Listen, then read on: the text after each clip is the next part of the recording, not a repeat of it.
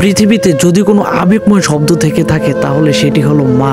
মা এমন এক শব্দ যারা আমাদের ছোটবেলা থেকে তিল তিল করে ভালোবাসার মাধ্যমে বড় করে তোলে। এই মা আমাদের এমন একটা জায়গা যেখানে আমরা বিভিন্ন ধরনের অপরাধ কর্মকাণ্ড করেও আমাদের মায়ের আঁচলের নিচেই থাকি। আমাদের মায়েরা আমাদের ভালোবেসে এই সমাজে বড় করে তোলে এবং সমাজে আমাদেরকে বিভিন্ন রকম বড় বড় অবদান রাখতে সাহায্য করে।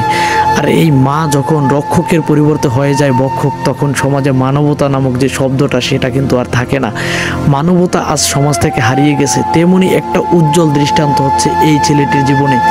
এই ছেলেটিকে তার মা বাবা একটা রাস্তার মাঝে, একটা রাস্তার পাশে এমনভাবে ফেলে যায়, এই ছেলেটির মাথাটা ইটের সাথে থেতলে এই ছেলেটির মাথাটা ফুলে যায় এবং এই ছেলেটির মাথাটায় পানি জমতে শুরু করে। তখন স্থানীয় লোকেরা যখন একটি হাসপাতালে নিয়ে যায়, তখন চিকিৎসার জন্য এই ছেলেটির প্রতিনিয়ত জীবন মরণ, সে কিন্তু মৃত্যুর সাথে পাঞ্জা লড়ে যাচ্ছে।